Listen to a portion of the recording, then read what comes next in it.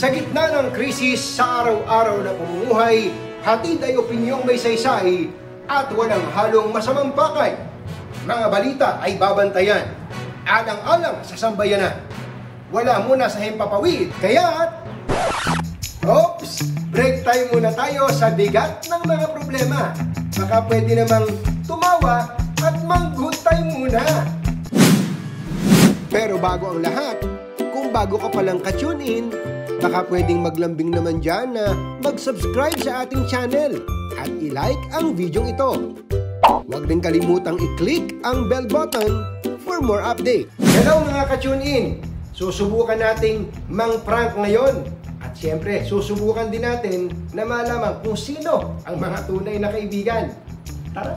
Unang victim, kaibigan. Ang ipaprank natin, nako, sigurado, kilala nyo to. Sikat sa larangan ng palakasan, hindi lang dito sa Pilipinas, pati sa abroad dahil sa FIBA Asia, saka FIBA World. Yan, lagi naman ng Katonying si Visayas to.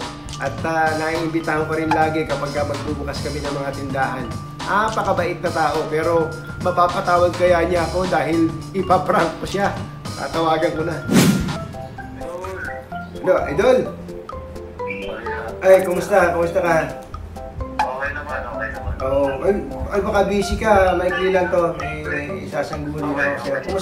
Kumusta ba? Matagal pa ba kayong magre-resume ng basketball? Ang ano lang, wala pang clear na balita talaga. Natapos na lang kami. Oo. Tinanong lang kung ano yung mga lagay namin or discussion namin. So, actually waiting pa rin talaga na kung ano yung magiging mangyayari doon sa request. Idol, pasensya ka na,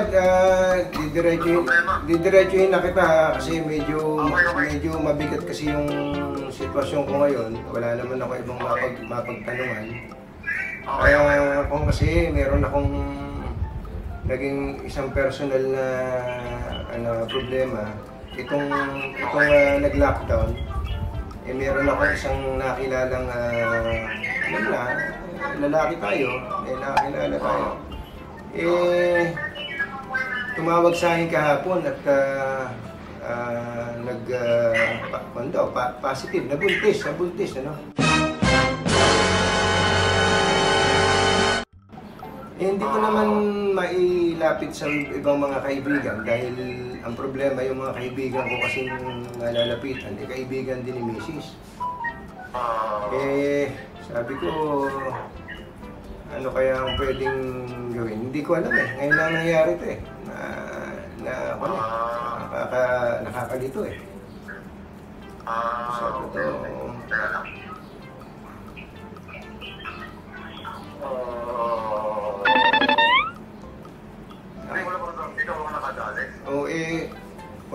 minsan lang naman nangyari, Idol. Hindi ko alam.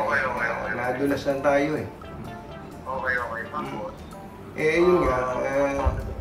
Oo, tumawag kahapon. Masurpul mo na, masurpul mo? Yun mismo nangyari. Nasurpul mo na talagang positive siya, nakita mo rin namin. Hindi ko pa siya nakikita, pero hindi naman siguro, hindi lang ako makalabas ng bahay. Nagkataon lang na wala si Mrs. ngayon, kaya nakakausap kita. Okay. Oo, pero ilang taon na yun? Bata pa. 23 lang eh. Gano'n? Oo, yun nga ang problema. Hindi... Alam na rin ang matik. Hindi pa. Sabi niya sa akin, hindi pa. Oo, dapat pag-usapan niyo maigi. Yun na, sabi mo, wala mo na magpakalam. Pag-usapan niyo muna maigi kasi kayong dalawa yung makakaano niyan, makakapos na. Kailangan pag-usapan niyo maigi kung ano yung plano niyo sa maigi. Ang hirap pa naman ng sitwasyon ko, Idol. Medyo meron tayong inaalaga ang reputasyon, family man, tapos biglang ito. Totoo. Naintindihan mo naman yung sitwasyon. Kaya ako, nahihiyaman akong sabihin sa'yo. Naglakas ng loob na ako sa'yo. Huwag na lang makalaman ng iba. Oo. Pero isa lang ang napatunayan ko ngayon, Idol. Kahit hindi tayo madalas magkita, nagkaka-text lang tayo. Tunay kang kaibigan. Oo naman. Oo. Pag nakilala ko kaibigan ako rin pala. At saka, talagang papayuhan mo ako ang maganda rin, pinapayuhan mo ako ng maayos na payo. So pagka pala, kung totoo pala tong kwento ko na to, gano'n na lang gagawin ko kasi it's a prank. Idol. It's a prank! Natuwa ako. Ang galing mo magpayo, Idol. Iba ka. Iba. Pangalagaan natin yung ano. Mahirap yung ano. Oo, buti na lang, Idol, ginagaya kita. Hindi talaga ako tumitingin sa iba. Wow! Oo. Kailangan na labahin, mapiliman tayo. Oo. Talagang nakikita mo doon sa mga kaibigan mo, ayaw kanilang mapahamak. No? Pero yung sinabi ni Polly, ang una niyang inaalala, ako bilang isang kaibigan mo. Idol, hindi ka lang magaling mag-shoot. Magaling ka pang kaibigan. Mabuhay ka, Polly.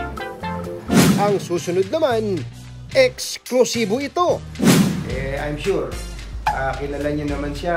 Hindi lang po isang maliit na politiko, kundi parang national politician na rin.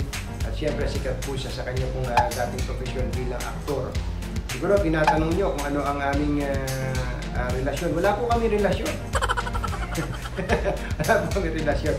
Naku, napakatagal ko nang nai-interview itong si Yorme. Pero ngayon, ano kaya ang magiging reaksyon niya sa ating katanungan? So, tawagan na natin. Hello po. Hello, Yorme, kumusta po? Hello po. Ay, mabuti naman. Nakakaraos pa. Awa ng Diyos. Ito, talagang hirap. Naku, pero nababalitaan ko yung mga ginagawa nyo, lalo sa mga estudyante, Yorme. Panalo tayo dyan. Opo. Congratulations. Kumusta po ang update natin sa ngayon, sa COVID-19? So far, nung nag-GCQ, stable naman. Stable naman siya. Nakokontrol naman yung exposure. So, hopefully manatili yun. For the past 3 weeks, medyo stagnant. Walang growth. Walang decline. Pero walang growth. Walang growth, opo. So, ano lang siya, plateau. At least kahit pa paano. Malaki siya natin yung recovery. Mas marami talagang recovery kaysa sa death. Okay. Yorme, meron lang kaming isang importanteng tanong na I'm sure kayo po kasi ang tinitingnan ng mga kababayan natin tungkol sa paglunas dito po sa problema na to. Kumbaga, paano ba makakasurvive dito sa ganito kalaking klase ng problema sa kalusugan? Ang tanong po natin, Yorme, paano po ba ang pakiramdam ng dying inside to hold you? And I was dying inside to hold you.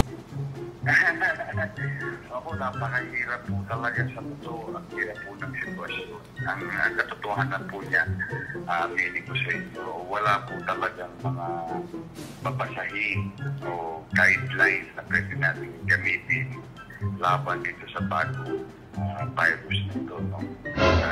Especially now it's became pandemic. The only way to do it is to be ahead of COVID-19 in terms of capacity of our hospital, of quarantine facilities, testing abilities, and religious tracing and surveillance. No? Tapos, yun yung part ng gobyerno. No? ng pamahalaan. Kayo nga po ang tinitingnan kasi parang kayo ang eksperto dito sa bagay na to. Paano makakasurvive? Kasi po, Yorme, lalo na nung narinig ng tao na sinabi nyo na 2 beses pa, sabi nyo, dying inside. I was dying inside. Tapos parang nakakahawa po ba talaga? Bakit sabi nyo, I couldn't bring myself to touch you? Hindi, ano yun, kasi 2 beses na akong muntik ma-expose, talagang medyo nalalagay din kami sa alanganin. You know, siyempre marami namang frontliners, pinakadelikadong frontliners, pinakakawawa talaga is the medical and the health sector, but also the policemen, the barangay, and government employees nowadays, like us, no? Siyempre kami yung kausap ng tao, expose kami sa tao. So, talagang medyo mabigat din. We really have to take extra or precautionary measures. Mayor, kaya lalo kang minamahal ng mga tao dahil alam naming seryoso nyo ginagawa ang inyong trabaho, pero ito pong trabaho ko ngayon, palibasa, jobless po ako, Yorme. Kung ano-ano pong kabulastugan ng pinagagagawa ko, yung katulad ng pagpa-prank sa inyo. Pinrank ko po kayo, Mayor. It's a prank! I love you, Yorme. Iba ka. Talagang totoo mong ginagawa yung iyong trabaho. Thank you, Yorme. Okay, thank you. Mukhang seryoso talagang ginagawa ni Yorme ang kanyang trabaho. Pero ito mo makikita na may kredibilidad ako kay Yorme. Kahit na kalokohan lang yung tanong ko, at kinanta ko na nga yung paborito niya sa'yo seryoso pa rin niya sinasagot. Iba ka, Yorme. Ako na prank mo. Matindi rin itong susunod. So, itong susunod na ipaprank natin, sikat na sikat to sa telebisyon. Bata pa ako, napapanood ko na to Siguro napapanood niyo na rin siya, bata pa siya, sa sineskwela. Pero kinukwento niya, mga 30 years na pala siyang nasa morning show. Ewan ko ba, ba't naging 30 years? Uso na bang morning show nun? Anyway, si Tita Winnie Cordero po ang aking tinutukoy. Ninang po namin ni Mrs. Kasal po namin sa aming pangalawang pagpapakasal. Ewan ko lang kung ano ipapayo sa akin. Dali ba, tatawagan mo lang.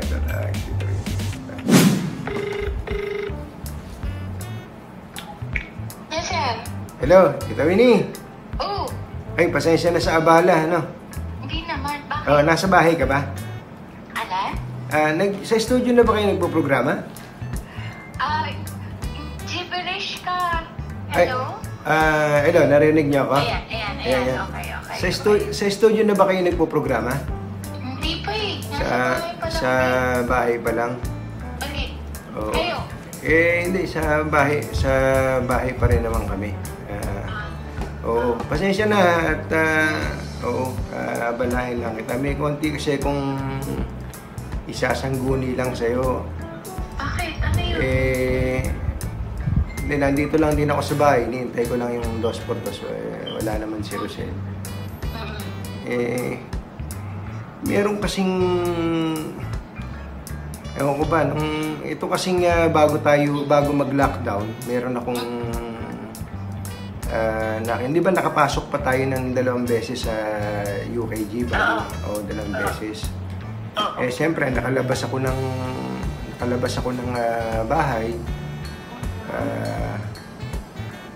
Natalisod ako Natalisod ka? Oo, natalisod ako. Merong isang babaeng matagal na kasing message sa akin yun. Di nung nalaman niyang nagkuha tayo, yung 2 araw na yun, yung pangalawang araw, siyempre nagyayang magkape, nagkape naman. Yun. Alam mo kung saan napadpad. Ngayon, Alam mo naman yung sitwasyon, alam naman niyang ako'y, alam mo na, may asawa, pero alam yan, nanggugulo ngayon eh. Nanggugulo? Oo eh, Bakit? Paano ka? message na kung daw, tatawagan daw niya si Rosel, may message daw niya sa Facebook o sa Instagram, tapos sasabihin daw pagkaroon hindi ako nakipagkita sa kanya. Oh my goodness. Hindi naman mo siya nabuntis. Gusto makipag-usap sa akin eh. Hindi, ala naman siya sinasabing ganun. Pero binibilang ko din, di ba, nag-air tayo ng, ano ba yun? May, bago mag-May. May, itong May, nung bago tayo magsara. May 4 and 5. May 4 and 5. Ayun, doon. Nung May 5, sakto. Nung May 5, nung kulang, kinahaponan naman. Ayun, nagka-problema na tayo sa ABS. Kaya ako naman tinanong yun, bakit siya mangungulit? Ano ba naman kung mag-post siya kay, or tawagan niya i-message siya ni Rosel, madali naman mong mabigyan ng katwiran yun. Pwede mo namang sabihin na hindi mo siya kilala. Meron ba siyang katibayan na may papakita kay Rosel na kayo nagsama? Hindi kasi, nung nag-selfie. Nag-selfie. Opo ba, marami namang nakikipag-selfie. Nakahubad ba kayo? Meron ba posisyon na hindi maganda? Ano ba? Alam mo yun? Hindi, nakatapis. Ang programang ito ay rated SPG, striktong patnubay at gabay ng magulang ang kailangan. Marami din naman tayong kamalian nung nakaraan, pero ngayon, alam mo naman yung sitwasyon. Medyo ang reputasyon natin maayos-ayos na family man naman, pambihira talagang buhay ito. Minsan lang naman Alam mo, nag-uumpisa yun sa una di ba? It always starts with one. Ano ba ang gagawin ko niya? So, merong picture na pwede ipadala kay Rosel para magsimula ng problema. Gusto mo, makipagkita tayo? Sasamahan mo ako? Sige. Paano nga pala kung buntis ito? Pambihira, sumakit yata ulo ko. Hindi ko naisip yun Paano nga ba yun? Pag-isipan mo, pag-isipan mo muna, lalo ko yatang nagulong utak mo. Kailangan bago natin harapin yan, maayos ang isip mo at malaman mo kung anong isasagot mo kung sakasakaling magbigay siya ng mga sitwasyon. Ano bang pumasok sa utak mo? Bakit tinatulan mo? Nalulungkot ka ba? Nabubuisit ka ba sa nung panahon na yun? Gusto mo ng aliw? Ang totoo. Kung kasi, maganda kasi. Ang ganda-ganda na ni Rosel. Alam mo kung nandito ka lang sa harap ko ngayon, natuktukan na kita. Alam mo ba yun? Hindi, alam mo, Tita Wines, ako naman alam mo yung sa kabilang parte na isip ko, sabi ko, minsan lang naman, tapos, kumbaga, hindi naman ako gumagawa ng kalokohan, tapos biglang, ala talaga siyempre, nagsisisi naman ako doon. Kaya lang, tao lang tayo Ay, parang hindi maganda yung dahilan mo na yan, Antonio, ha? Kung ganyan lahat ang dahilan ng mga kalalakihan, tao lang, ang dami nang gumawa ng ganyan. Kung ayaw mo talaga, ayaw mo. Hindi. Ano naman kung maganda? Kaya ganda na nga ng asawa mo, nagpapagod ka pa sa iba. You go, girl. Maganda rin naman talaga to. Oo, ayan, tuloy. O, ano nangyayari ngayon? Hindi mo alam. Ang sa akin, kaya naman nasabi ko baka buntis, bakit kanya ipo-pursue? Ha? Bakit kanya guguluhin? Anong dahilan niya? Dahil lang sa isang beses. Baka naman hindi isang beses, Antonio. Isang beses, pero alam ko na dati pa na may kunat mo sa akin. may gusto na sa akin. Saka alam mo, Tita Wines, siyempre matalino kasi, alam mo yung, tapos mabait din naman, na mabait sa magulang, may pinag-aralan, may ganun eh, may konting gagaan ng loob mo. Minsan pinagdadala pa nga ako ng pagkain, alam mo yung, tapos, saka sexy. Wow! Araw-araw na nag-e-exercise yung asawa mo para magmukhang sexy siya para sa'yo. Ano ba naman itong lalaki to? O ganito, isipin mo mabuti kung anong gusto mong gawin. Pwede kitang samahan kung gusto mo siyang kausapin. At kakausapin ko rin siya para tigilan na niyang kagagahan niya. Kung buntis? Yun ang dapat mong pag-isipan na. Pagka buntis, ano? Ano ba ang gagawin ko doon? Ngayon, naisip kong bigla na. Pagkaputis, nandun na yan. Wala naman na magagawa. Tututustusan mo. Pero dapat naliwanag sa kanya na you're not into to enter any relationship with her. What happened was was good, but a big mistake that it shouldn't have happened in the first place. Pero nandun na yan, tawag dito, tutustusan mo na lang yung bata. Halimbawa ba kung malaman yun ni Rosel, halimbawa talagang iskandalo lakad nitong babae na to at padala kay Rosel yung picture, tapos ano ba ang pwede kong gawin yun? Sus Mariola siya. Ang unahan mo na, sabihin mo na kay Rosel, magtapat ka na, Rosel may ganitong nangyari. Ano lang ito, wala akong intensyon, wala lang. Pero tunying, okay, I know may intindihan din naman ni Rosel yan, but you have to accept all her reactions. Masasaktan yan, magagalit yan, baka maglayas pa nga yan. Pero as a woman, and married at that, masasaktan ako. Nagkumpa naman kami, di ba, nanonood kami ng mga K-drama together na naku po. E di, sabi ko, kung ako yung ganun, patatawarin mo ba ako? Di ba, yung napalad mo yung World of Married Couple, patatawarin ba ako? Naku, hindi daw, papatayin daw ako. Sabi lang yun, sila, hindi totoo yun. Pero kailangan handa ka. Handa ka. Magaling ka naman magpaliwanag eh. Matatanggap niya yan. Para sakasakali na, okay, that is the best solution for all of this. Sabihin mo kay Rosel lahat, magtapat ka na, at harapin ang galit niya. Para hindi mo na harapin itong babae ito. Ikaw ba talaga yun? Totoo ba sinasabi mo? Baka ginuguntay mo lang ako, ha? I love you, Tita Winnie! Sabi ko. It's a prank! Papatayin talaga kita! Sexy, ha? Papatayin kita! Hindi, pero kasi wala pang ninang na nagpapayo sa amin kung magkakaroon ng ganong problema. Ngayon nasubo ko na mabuti ka talagang... Love you, Tita Winnie! I love you, Tita Love you, Winnie! Tita Winnie! Bye-bye!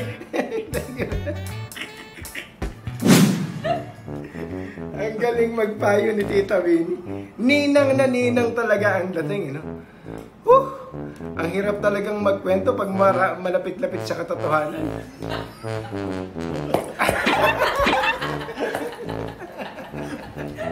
Ay, nako, kaya kayo tigilan nyo na yung kalokohan nyo na yan, sasabihin nyo, minsan lang naman.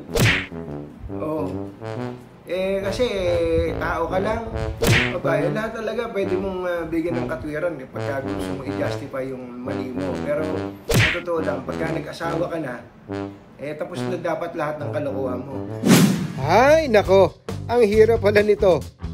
Eto, we save the best for last. So, alam nyo, sa hierarchy, nga sa succession ng mga leader ng bansa, kapag ka po, wag naman sana, halimbawa magkasama sa aeroplano ang presidente, saka vice-presidente, at bumagsak yung aeroplano, alam niyo kung sino magiging presidente.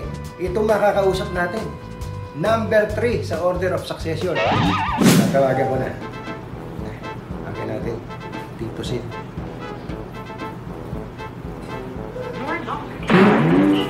Hindi tayo. Okay, check ulit natin. Tito Sen. Hello, Tito Sen. Kumusta po? Buti, ikaw, kumusta? Ito, medyo tagilid, gipit, hirap. Alam niyo na, yung sitwasyon po natin. Ikaw yung pinapasweldo. Meron na pong sweldo, pero bawas po bawas po. Tapos nagkapatong-patong pa. Alam niyo naman tong konting negosyo natin, marami-rami tayong empleyado. Kaya nga po, magpapatulong sana ako sa inyo, Tito Sen. Saan? Pwede niyo po ba akong tulungang makalipat? Aba, magandang balita yan, ha? Kailangan ko na po, Tito Sen. Alam niyo naman, mula nung nagka-problema tayo dito, hindi na natin alam kung ano gagawin natin. Ang totoo... Opo. Sabihin ko lang na available ka. Para hindi naman tayo, baka marami tayo. Sabihin ko, available ka, hindi nag-aarap sila. Opo. Ang totoo po nun, bago pa matapos yung kontrata, kung po matagal plano ko na talagang lumipat. Yun pa. Opo. Siyempre, sabi ko nga, kayo ang baka bukas makalawa, kayo na magiging presidente ng Pilipinas. Wow!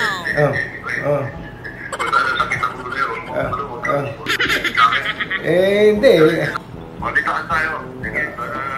Subukan ko balikaan kita. Opo. Kung po, ito pong paglipat ng panlang po ang sinasabi ko sa inyo, lilipat lang ako ng store, yung SM Mega Mall ko. Tapos na yung kontrata nung May 31, yung paglilipat lang po nun yung nilalapit ko po sa inyo. Oo, lilipat. Gusto ko po sana makalipat sa ibang pwesto. Laki po ng lugi ko diyan sa tindahan. Yun po yung gusto kong magpatulong sa inyo na makalipat. Akala ko, istasyon.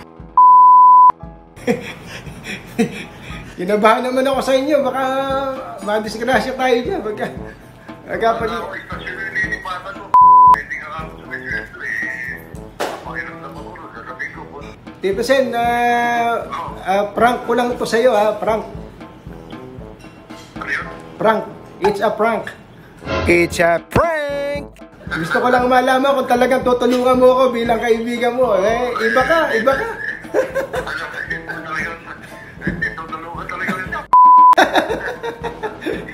Maasahan ka talaga, Tito Sen. Pinawisan ako dun